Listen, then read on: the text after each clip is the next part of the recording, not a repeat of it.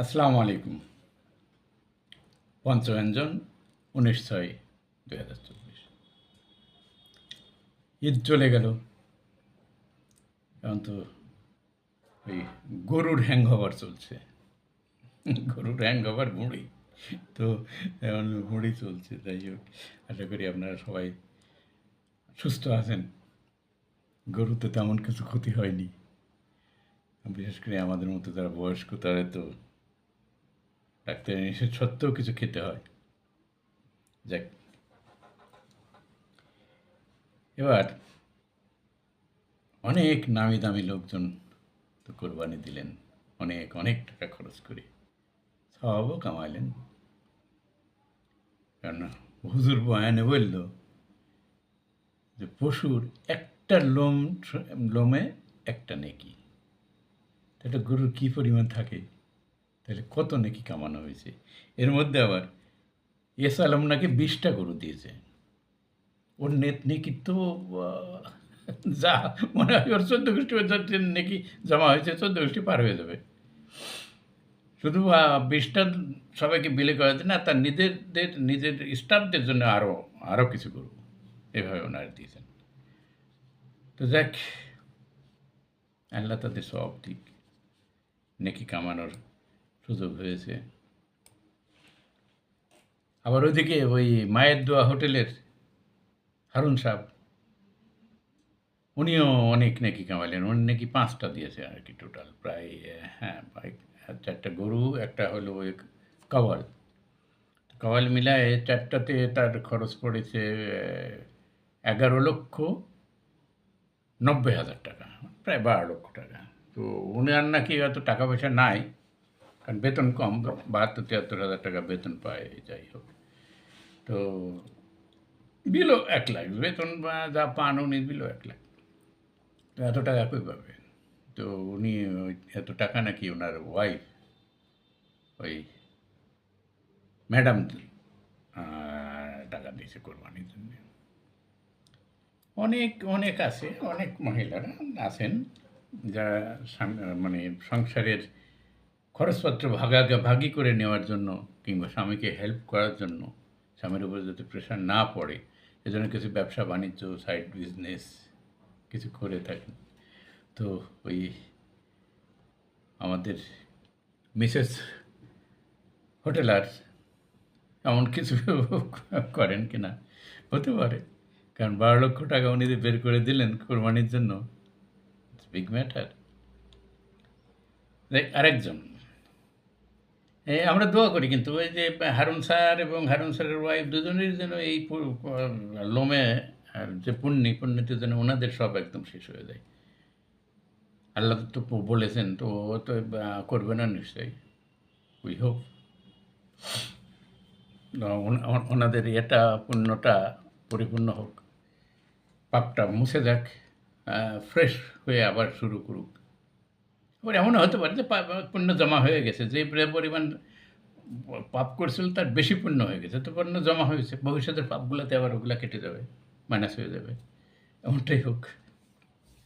যাই হোক, আরেকটা ইয়ং বয়, ভেরি ইন্টারেস্টিং বয়, ইফাত। চেহারা দেখলে এখনো মনে হয় না যে তার বয়স ২৫ হয়েছে, বাট এই বয়সী ১৫ লাখ টাকার ছাগল, সব মিলে প্রায় ৬০ লাখ টাকা, আরও গরু টরু দিয়ে ৬০ লাখ টাকার কোরবানি দিলেন। আলহামদুলিল্লাহ, ঘরে ঘরে এরকম ইফাত জন্ম নিক।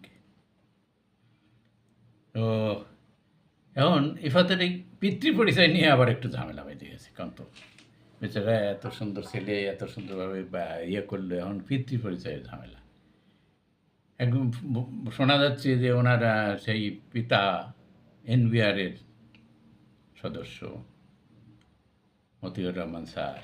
তো এখন আবার মতিউর স্যার নিজেই অস্বীকার করছে যে না, সে নাকি ওনার সন্তান না।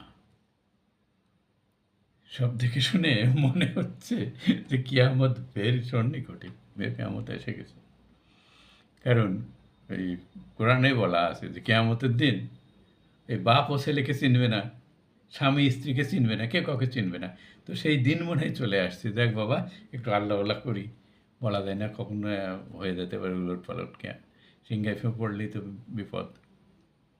এখান থেকে একটু টুপি মাথায় দিয়ে মসজিদে যাবো ভাবছি। কিয়ামতের আলামত তো এই কোরবানির থেকেই শুরু হলো। দেখ, অস্ট্রিয়ার এক ভদ্রমহিলা, ওনার বয়স হচ্ছে 32 বছর। ওনার নাম মার্লেন অ্যাঙ্গেলহর্ন। মহিলা বিশাল পরিবার। তো পরিবারের উত্তরাধিকার সূত্রে উনি কিছু সম্পত্তি পেয়েছেন। তো সেই সম্পত্তির থেকে উনি চ্যারিটিকে দান করছেন প্রায় 315 কোটি টাকা। মানে চ্যারিটিকে দান করছেন। কোন ছান্দে কী করতে মন চায়? এই 315 কোটি টাকা দিয়ে অন্তত 1 কোটি টাকা করে যদি একটা গরু কিনতো, তাহলে সে 315 কোটি টাকা 315টা গরু কিনতে পারত। আর এই 315টা গরুর লোম কী পরিমাণ পুণ্য হইতো! ওর 7 গোষ্ঠী সব চলে যেত বেহেস্তে। আসলে ধর্মের জ্ঞান না থাকলে যা হয় আর কি, জ্ঞানের অভাব। এই ইসলাম ধর্মের এই জ্ঞানটা তার কাছে পৌঁছানো হয়নি বলে উনি ওই চ্যারিটিকে দান করছেন 315 কোটি টাকা।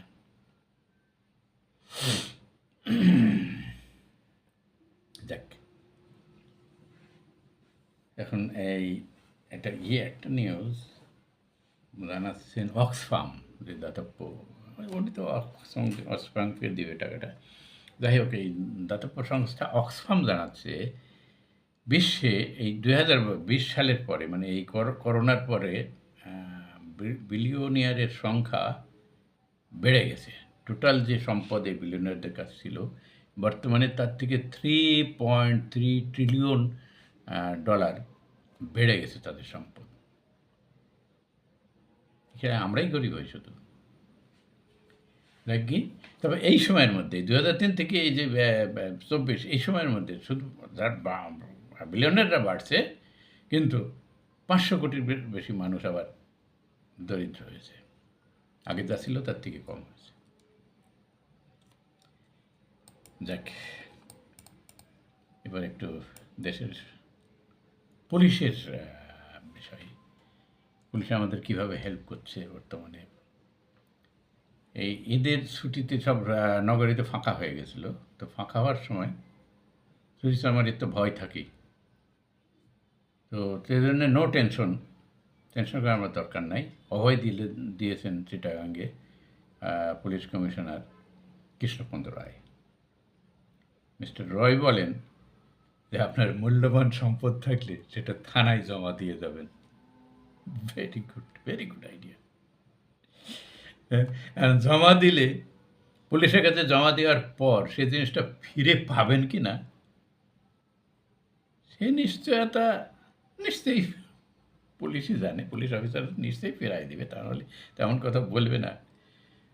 এখন ওই রাস্তায় পাবলিককে একটু ফাঁকা ফলে যে পুলিশরা ধরে হাইজ্যাক করে নিয়ে আয় তার, অথবা ইয়াবা ঢুকায় টাকা আদায় করে, সেই পুলিশের কাছে যে আপনি মূল্যবান সম্পত্তি রেখে যাবেন আর তারা আগলায় রাখবে, এটা অভাবনীয় একটা দৃশ্য। অভাবনীয় পুলিশ। Thank you. এই পুলিশকে আমরা ধন্যবাদ জানাই। পুলিশটা এমনই হওয়ার কথা। পুলিশকে ধন্যবাদ আমাদের কৃষ্ণপদ রায়কে। যেমন এই যে ঈদের আগে সিন্ডিকেটে কোনো রকম সিন্ডিকেট চামড়া বিক্রিতে চলবে না, সমস্ত কিছু ভেঙে দেবে। পুলিশের কড়া হুঁশিয়ারি হয়েছে তাই। দেন বাংলাদেশে সবাই বলে যে দাম একবার বাড়লে আর কমে না। No, it's wrong. এই যে চামড়ার দাম প্রতি বছর শুধু কমতেই আছে, বাড়ে না। ব্যবসায়ীরা আসলেই তারা খুব, মানে কী বলবো, মানবিক। চিন্তা করেন একবার যে চামড়ার দামটা এই যে তারা প্রতিবারই কিছু না কিছু কমাচ্ছে, এবারও তার ব্যত্যয় ঘটেনি। কয়েক বছর আগেও একটা গরুর চামড়া 3 থেকে 4 হাজার টাকা বিক্রি হতো, এবং এই 3-4 হাজার টাকা দান করা হতো এতিমখানার ওই এতিম বালকদের পিছনে। এই টাকাগুলো ব্যয় করা হতো। থাক, এতিম গোল্লাই যাক। এতিম হয়েছে কেন? ব্যবসায়ীরা তাদের এই সিন্ডিকেট তার বলেনি যে তোমরা এতিম হও, আমরা টাকা দেব। তাদের কি দায়? এবার পুলিশের কড়া নজরদারি এই সিন্ডিকেটের করে। এই নজরদারিতে চামড়ার মূল্য সর্বনিম্ন 200 টাকার থেকে সর্বোচ্চ 700 টাকা। এটা হলো নজরদারি। যাই হোক, ওই চামড়া কিনতেছিল, কিনতে হঠাৎ করে কেনা স্টপ করে দেয়। এটাই হলো সিন্ডিকেট। ওই 500 টাকা, 400 টাকা, 200 টাকা দিয়ে কিনতেছিল, তারপরেও স্টপ করে দেয়।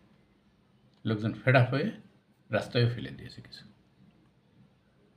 এমন হয়েছে যে ছাগলের চামড়া, একটা ছাগলের চামড়ার মূল্য মাত্র 10 টাকা। এই এই লাভবান কারা হচ্ছে? এই চামড়াগুলো কোথায় যাবে আমরা ধরে নিতে পারি।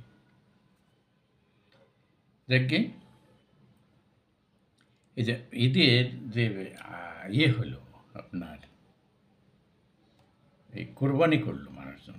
কোরবানি করতে গিয়ে প্রায় 300 লোক আহত হয়েছে। কেউ ওই গরুর শিঙের কোথায়, কেউ ছুরি চালাতে গিয়ে। এর মধ্যে প্রায় 150 লোক তো হসপিটালে গেছে এমন আঘাত নিয়ে। এরা সবাই ম্যাক্সিমামই মৌসুমি কষায়। ভালো কষাই তো সবসময় পাওয়া যায় না, তারপরে মৌসুমি কষায় যায়। একদিনে ইনকাম কত? লাখে নাকি 100 টাকা নেয়। তার মানে যে 2 লাখ টাকার গরুতে 20,000 টাকা তার কামাই, শুধু সাইজকে দিয়ে আসবে। তো সে যদি দিনে 2টা গরু করে তো 40,000 টাকা হয়ে গেল। কার আছে এরকম কামাই? অবশ্য সব দিন না, এটা বছরে একদিন হয়। যাই হোক, তো এই জন্য কিছু মৌসুমি কষাইয়ের জন্ম হয়ে যায়। তারা প্রত্যেক বছর না হলেও ওই সময় বেরিয়ে পড়ে কষাই বলে, নিজেদের কষাই পরিচয় দিয়ে অস্ত্র টস্ত্র নিয়ে চলে আসে। তো এই ধরনের প্রায় 150 লোক হসপিটাল, ঢাকা মেডিকেলে চিকিৎসা নিয়েছে। 300 জন দেখা গেছে আহত, ফার্স্ট এড দিয়ে তাদের ছেড়ে দেওয়া হয়েছে কিছু কিছু। এখন এইভাবে প্রতি বছর রাস্তার পরে পেড়ে যে গরু জবাই, চারিদিকে রক্ত, বাচ্চারা দেখছে, এইটার কি কোনো মানে বন্ধ করার কোনো ব্যবস্থা করা যায় না? মিডল ইস্টে কোরবানি দেয়, Muslim others country they are also slaughtered, but এইরকম রাস্তায় পড়ে কোরবানি দেওয়ার সিস্টেম আর কোথায় আছে? মেবি ইন্ডিয়ায় কিছু আছে, হয়তো পাকিস্তানে দেয় কিনা দেওয়া যায় না, তারা কিছু ডেভেলপ করছে কিনা। এই সিস্টেমটাকে কি কখনোই ডেভেলপ করা যায় না? আমাদের মিউনিসিপ্যালের যে মেয়র সাহেবরা আছেন, এরা আছেন, ওনারা তো প্রতি বছরই বাইরে যান, বিশ্বের বিভিন্ন জায়গা দেখেন। তো সেখানে দেখি আমরা ওইখান থেকে কিছু পলিসি তো অ্যাডাপ্ট করতে পারেন। কিছু জায়গায় কিছু তো ওই টেম্পোরারি বসার হাউস বানায় দেওয়া যায় কোরবানির আগে, যেখানে গরু বিক্রি হবে। ঈদের দিনই সবাই যাবে, পছন্দ করবে, এখান থেকে গরু নেবে। 3 দিন তো দেওয়া যায় কোরবানির, ঈদের পরে 3 দিন দেওয়া যায় কোরবানি। তাহলে তাড়াহুড়া করার কিছু নাই। আপনি যান, ওই মার্কেটের পাশেই বড় একটা থাকবে বোচার হাউস, ওইখান থেকে নেবেন, বোচার হাউসে দিবেন, গরুটা সাইজ করে আপনাকে সুন্দর করে ক্যারাকাসটা একদম ব্যাগে ভরে দিয়ে দেবে, নিয়ে চলে আসেন। তো এরকম সিস্টেম করা যায় কিনা? একদিনে না হলো আস্তে ধীরে ধীরে করা যায় কিনা? কারণ যেভাবে ওই রাস্তায় পেড়ে বড় মানে কি আনহাইজেনিক, আবার দেখতেও একটা কেমন লাগে, এটা করা যায় কিনা? বিভিন্ন জায়গায় করে দেওয়া যায়। হয়তো মিউনিসিপ্যালিটির মেয়র সাহেবরা একটু চেষ্টা করলে হয়তো পারেন। উদ্যোগ নিতে হবে, উদ্যোগ নিলে হয়তো সম্ভব। কারণ ওই অন্যান্য মুসলিম দেশে তো এরকম রাস্তায় পেটে করে না, তাহলে তারা কীভাবে করে ওইটা দেখে শিখেন। যাই হোক, একদিন হয়তো হবে, শিখতে তো হবেই। উন্নয়ন হচ্ছে, আমরা শুধু মুখে উন্নয়ন বলবো, তো চিন্তাভাবনা একটু উন্নত হতে অসুবিধা কোথায়? প্রতি ঈদে এই যে একটা গ্যাং, ছেলেপেলে, ওরা যে ওই মোটরসাইকেল নিয়ে বের হয়ে পড়ে, রাস্তা ফাঁকা পায়, মোটরসাইকেল বা আছে, এই জিগজ্যাগ এরা কাকে ইমপ্রেস করে, মানে গার্লফ্রেন্ডদের ইমপ্রেস করার জন্য ওরা ওইভাবে চলায়। তো এটা একটা সমস্যা। এই সমস্যাটা দেন। এইবার কি হয়েছে, এই বেপরোয়াভাবে গাড়ি চালানোর পরে ফলে কি হচ্ছে, মোটরসাইকেলের দুর্ঘটনা হয়েছে কত? দুর্ঘটনা হয়ে রাজধানীর পুনর্বাসন প্রতিষ্ঠান, যেটা পঙ্গু হসপিটাল, এখানে 147 জন ভর্তি হয়েছে এই মোটরসাইকেল অ্যাক্সিডেন্ট করে, এই 2 দিনে। তো এটা একটা ইয়ে করা উচিত, পুলিশেরও এই ব্যাপারে একটু আমার মনে হয় তৎপর হওয়া উচিত। যাক, এবার বন্যা নিয়ে একটু কথা বলি। হুট করে বন্যার পানিতে দিশেহারা হয়ে পড়ছেন শহরবাসী, বিশেষ করে ওই ইয়াতে সিলেট, সুনামগঞ্জ। মানুষজন ঘর বাড়ি ছাড়ি পালিয়ে যাচ্ছেন। পালিয়ে যাচ্ছেন মানে কোথায় পালিয়ে যাবে? আর ওই আশ্রয় কেন্দ্র। ছাতকে বিপদসীমার 145 সেন্টিমিটার উপর দিয়ে প্রবাহিত হচ্ছে। আপনার সুনামগঞ্জে 67 সেন্টিমিটার বিপদসীমার উপর দিয়ে প্রবাহিত হচ্ছে। এরকম ইয়েতে এটা হলো সিলেটেও একই অবস্থা। সিলেটের বন্যা প্রতি বছরের কান্না। তবে দুর্গত মানুষকে সরিয়ে নেওয়ার জন্য কাজ করছেন প্রশাসন, থ্যাংক ইউ। প্রতি বছর যে এই যে বন্যা এসে ভেসে যায়, কিন্তু ভয়ের কিছু নাই। একদম দুর্যোগ ব্যবস্থাপনা ও ত্রাণ প্রতিমন্ত্রী আছেন, উনি থাকতে চিন্তার কিছু নাই, নো টেনশন। তিনি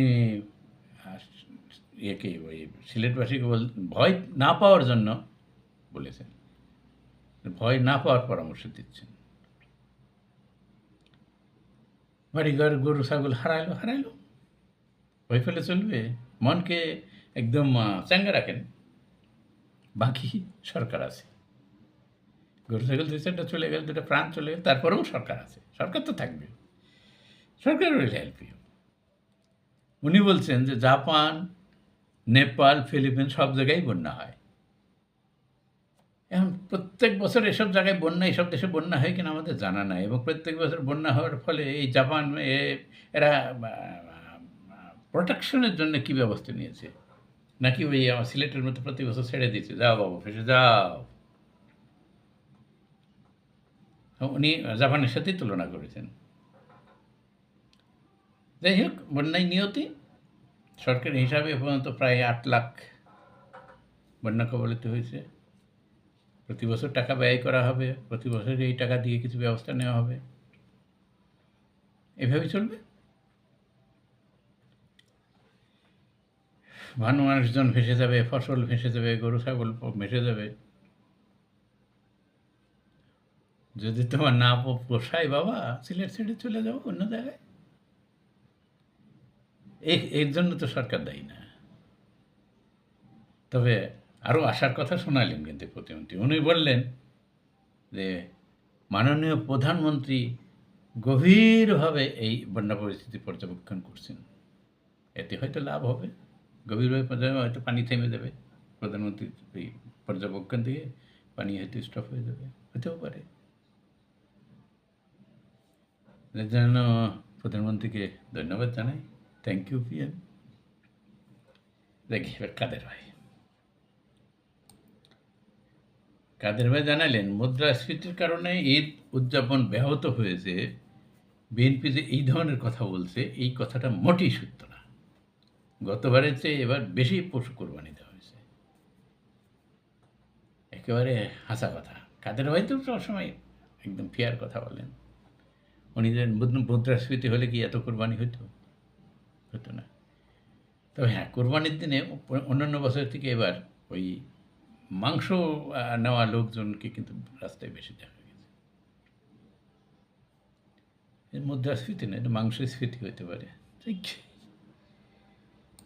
তিনি আরও বলছেন, কাদের ভাই বলছেন যে বিএনপি বলেন তাদের সমর্থকরা দেশটাকে সমালোচনা করে শ্রীলঙ্কার কোঠায় বানিয়ে ফেলার চেষ্টা করছে। মুদ্রাস্ফীতি স্বীকার করছেন, মুদ্রাস্ফীতি আছে, তবে এটা কমাতে চেষ্টা করে যাচ্ছেন প্রধানমন্ত্রী। অনেকদিন থেকে চেষ্টা করছেন, আরও করবেন, যতদিন ক্ষমতা আছেন চেষ্টা করবেন, চেষ্টার তো অন্ত নেই। এবার দুর্নীতি নিয়েও বলছেন যে দুর্নীতির ব্যাপারে জিরো টলারেন্স নীতি ঘোষণা দিয়েছেন শেখ হাসিনা। এটা তো আমরা অনেকদিন আগের থেকেই শুনছি, জিরো টলারেন্স আছে বলেই দেশে দুর্নীতি নাই, এটা নতুন কিছু না। দুদককেও স্বাধীন করে দিয়েছেন বলে কাদের ভাই মন্তব্য করলেন। যতই প্রভাবশালী হোক, রক্ষা নাই। কিন্তু বিএনপির আমলে এই ধরনের কোনো পদক্ষেপ নেয়নি, সেটাও জানালেন। জি, ইটস কারেক্ট, আমরা এটা লক্ষ্য করছি। এই জিরো টলারেন্স আছে বলেই দেশ আজ বেনজিরময়। আর কত করবে সরকার? সরকার তো অনেক করেছে। এক একটা বেনজির এক এক জায়গায় উৎপন্ন হয়েছে। সোনার দেশ, চারিদিকে শুধু সোনা ফলে, গোল্ড মাইন। দেখি অন্য বেশ প্রসঙ্গ, অন্য বিষয় নিয়ে একটু কথা বলি। এই যে আমাদের যে সম্পর্কগুলো, আত্মীয়তার যে সম্পর্ক, এই সম্পর্কগুলো কি নষ্ট হয়ে যাচ্ছে? কিশোরগঞ্জের পাকুন্দিয়ায় মুকুল মিয়ার স্ত্রী সবিতা টাকা পয়সা নিয়ে নিজের আপন ভাতিজার হাত ধরে পালিয়ে গেছে। এই সবিতার দুটো বাচ্চাও আছে। তাহলে কি হচ্ছে সমাজে? সমাজটা কেন এভাবে নষ্ট হয়ে যাচ্ছে? আত্মীয়ের যে বন্ধনগুলো এত হালকা হয়ে গেল কেন? এ কি এই সমাজের থেকেই যে সমাজের সামাজিকায়ন, যেটা সামাজিকায়ন, সমাজের যে শাসন, এগুলো উঠিয়ে দেওয়ার ফলে এগুলো হচ্ছে। এখন কিন্তু সমাজ বলে কেউ থাকে না, যার যার মতো বাস করে, যার মত সেই চলে। ইভেন বাবা মার কন্ট্রোলে নিজের বাচ্চাদের ওপরও নাই। এভাবেই নষ্ট হয়ে যাচ্ছে সমাজ। এ দেখেন বা এর একটা রাজধানীর বসুন্ধরা আবাসিক এলাকায় একটা মেয়ে, একটা কিশোরী একটা বাসায় কাজ করতো। সে যাবে তার মায়ের কাছে, তাকে যার দেওয়া হচ্ছে না। কিশোরী কী করেছে, ওই ৭ তলার বেলকনির দিকে নামতে চেষ্টা করছে, গিয়ে ওখানে আটকায় গেছে। কোনো এক ভদ্রলোক তাড়াতাড়ি ওই 999-এ ফোন করে ফায়ার সার্ভিস আসে, তারা ওই মেয়েটাকে উদ্ধার করে। মানুষ এত একটা কিশোরী মেয়ে ঈদের সময় একটু যাবে মার সাথে দেখা করতে, সেখানেও বাধা, তাও যেতে পারবে না। স্লেভারি, এই সেই আগের স্লেভারি আবার এই ফিরে আসলো। আগে শুনতাম যে ওই মিডল ইস্টে স্লেভারিটা এখনও আছে, কিন্তু এখন বাংলাদেশও চলে আসছে সেম।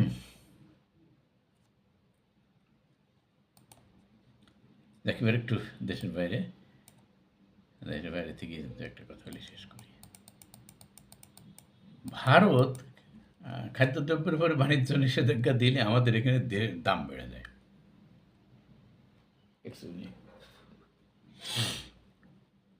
কিন্তু পাকিস্তানে তার উল্টা ফল হয়েছে। ওই চাউল রপ্তানিতে ভারত দিয়েছিল নিষেধাজ্ঞা, যার ফলে পাকিস্তান বোম হয়ে গেছে। ওরা যা রপ্তানি করছে, বিশ্ববাজারে রেকর্ড পরিমাণ চাল বিক্রি করছে তারা। তাদের সরকারের পরিসংখ্যান অনুযায়ী বিশ্বের 4র্থ বৃহত্তম রপ্তানিকারক পাকিস্তানের চাল গত মে মাসের থেকে 11 মাসে, মানে গত 11 মাসে $5.6 মিলিয়ন বেড়েছে। 5.6 মিলিয়ন টন বেশি রপ্তানি করছে। এর ফলে কী হচ্ছে, 1 বছর আগের তুলনায় প্রায় 60% বেশি। আগে তো পাকিস্তান করতো, পাকিস্তান স্টপ করাতে এর প্রভাব আরও। পাকিস্তানের চাল রপ্তানি 11 মাসে করছে $360 কোটি, যা গত অর্থবর্ষে ছিল $200 কোটি। পাকিস্তানের সেই দুর্বল বৈদেশিক মুদ্রার রিজার্ভকে শক্তিশালী করছে এই রপ্তানি বাণিজ্য। আমদানির জন্যও যে টাকা দরকার, এটাও গুরুত্বপূর্ণ ছিল। যাক, এটা ব্যালেন্স হচ্ছে। এহলে পাকিস্তান মোটামুটি তাহলে ইকোনমিক্যালি আগে যাচ্ছে। তো পাশাপাশি একটা মোদিজির একটু খবর। মোদিজি নতুন সরকার, নতুন উদ্যমে এগিয়ে যাচ্ছে। কেউ কেউ মনে করছিল যে কিছু চেঞ্জ আসবে, কিন্তু না, আগের থেকে বেশি কট্টরপন্থী। এই কয়দিনে, এই 3 দিন আগে মধ্যপ্রদেশে ফ্রিজে গরুর মাংস রাখা আছে সন্দেহে 11টি মুসলিমের বাড়ি বুলডোজার দিয়ে গুঁড়িয়ে দেওয়া হয়েছে মধ্যপ্রদেশে। সেখানকার স্টেট পুলিশ বলতেছে যে বাড়ির ব্যাকইয়ার্ডে, হ্যাঁ, বাড়ির ব্যাকইয়ার্ডে সবাই গরু পোষে। তারাও গরু পুষছিল এবং সেখানে রেফ্রিজারেটরে কিছু মাংস দেওয়া দেখতে পাই। সেখানে ব্যাকইয়ার্ডে নাকি ১০০ এই ১১টা বাড়িতে তারা গরুর খামারই হয়তো, গরু পুষে হয়তো। তো ১৫০টার মতো ইয়ে ছিল, গরু ছিল। যার জন্যে তাদের এই ১১টা বাড়ি বুলডোজার দিয়ে ভাঙিয়ে দেওয়া হলো। ভারতের আইনে গরু জবাই করা, বিশেষ করে মধ্যপ্রদেশের যে আইন, গরু জবাই করার জন্য সাজা ৭ বছরের জেল। কিন্তু বুলডোজার দিয়ে বাড়িঘর ভাঙায় দেবে, এটা কোন আইন ভাই? এই তো কোনো আইনে নাই। পুলিশে কেন এগুলা বাধা দেয় না? তো পুলিশ সহায়তায় এগুলো হয়। ওইখানকার ওই পুলিশ সুপারিনটেন্ডেন্ট দ্য ইকোনমিস্টকে বলতেছে, we found 150 cows tied in the backyard of the accused. এই অ্যাকিউজদের, দোষীদের ইয়েতে, বাড়ির ব্যাকইয়ার্ডে, গোয়ালঘর সবার ব্যাকইয়ার্ডই হয়, ব্যাকইয়ার্ডে ১৫০টা গরু বাঁধা ছিল। তো তার জন্য বাড়িঘর গোড়ায় দিতে হবে। কত বড় অপরাধ, কত বড় অপরাধ! এই অপরাধের জন্য আইন আদালতের আর কোনো দরকার নাই। বুলডোজার দিয়ে ধ্বংস করে দাও। এই হলো ইন্ডিয়া। দেখ, শেষ করি শুভঙ্করের একটা যুক্তি। এই সন্ধ্যাবেলায় একজন ওই পার্কের সাইডের লাইট পোস্টের নিচে কী যেন খুঁজতেছে। তার একজন জিজ্ঞেস করলো, ভাই কী হারাইছে তোমার? তো বললো যে, ভাই ওই যে ওইখানে ওই যে গাছের নিচে আমার একটা আংটি হারিয়ে গেছে। ঠিক গাছের নিচে আংটি হারিয়েছে, তো তুমি এখানে লাইট পোস্টের নিচে খুঁজতেছো, ব্যাপার কি? তো দেখো না গাছের নিচে অন্ধকার, ওখানে দেখা যায় না, এই জন্য লাইট পোস্টের নিচে খুঁজছি। থ্যাংক ইউ, ভালো থাকবেন সবাই।